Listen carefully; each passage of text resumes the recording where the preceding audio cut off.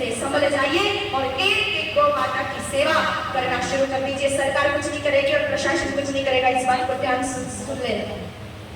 न मेरे किसी पार्टी से लेना है और न किसी राजनीतिक दल से हमारा कोई लेना देना है। पर आप अगर ये सोच के बैठे हो कि ये सरकार आ जाएगी तो वो कर देगी, वो सरकार आएगी तो वो करेगी, कुछ भी कोई नहीं करेगा। सबके सब वोट के लालची भेड़िए हैं, वोट के नाम पर अपनी रोटियां सेकना चाहते हैं, बाकी कोई कुछ नहीं कर सकता। मुझे तो एक बहुत बड़ा मेरे भाई में आश्चर्य होता है, आप लोग के भरोसे रहते हैं। 135 करोड़ से ज्यादा की ऊपर आबादी हो गई हिंदुस्तान की। 35 करोड़ लोगों को छोड़ दो जो गाय माता को मां नहीं मानते, फिर भी 100 करोड़ तो आप हिंदू हो। और गाय माता कितनी बची है? मात्र 3.5 करोड़। सरकार 7 करोड़ का दावा करती है, लेकिन उसमें आधे जर्सी रोजने जिनको हम गाय माता नहीं मानते हैं। तो शुद्ध देसी गाय माता है 3.5 करोड़, हिंदू हैं 100 करोड़, व्यापारी उनसे ज्यादा गिनती आप जानते हो। हिसाब लगा के देखो, 40 लोगों के बीच में लगभग एक गाय माता आ रही है। तो हम 40 और गाय माता एक, फिर भी सेवा नहीं कर सके तो फिर किस बात के हिंदू हैं हम?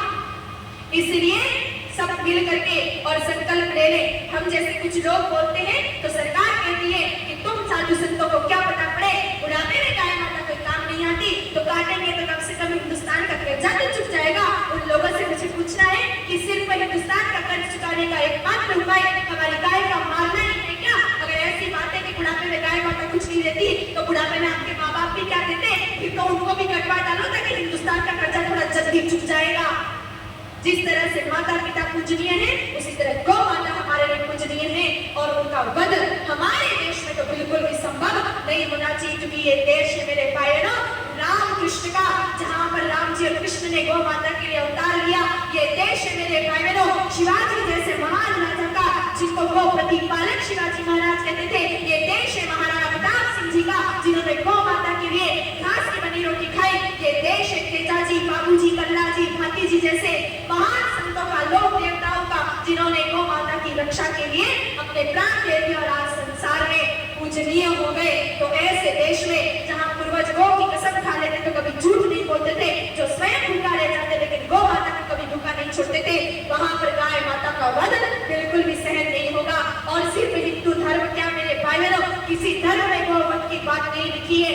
हम इस्लाम धर्म का अगर मेरे भाई बहन अध्ययन करें, वहां पर भी कहीं गौवध की बात नहीं लिखी है। मोहम्मद साहब ने बहुत सुंदर भाषा में लिखा है कि गाय का दूध शिफा है, शिफा कहते हैं अमृत को, और गौ का गोश्त यानी कि मांस जहर के समान है। ये स्वयं कुरान में लिखी हुई बात है मेरे भाई बहनों। लेकिन हम धर्म के नाम पर न जाने क्यों हमारी गौ माताओं को निशाना बना रहे हैं। तो अब सिर्फ गौ माता के नाम पर सिर्फ कथाएं नहीं, गाय माता का सिर्फ जयकारा नहीं, गौ माताओं के नाम पर सिर्फ राजनीति नहीं, बल्कि गाय माता की अब धरातल पर सेवा शुरू होनी चाहिए। बहुत कर ली गौ माता के नाम पर राजनीति, बहुत कर लिया गौ माता के नाम पर वोट मांगने का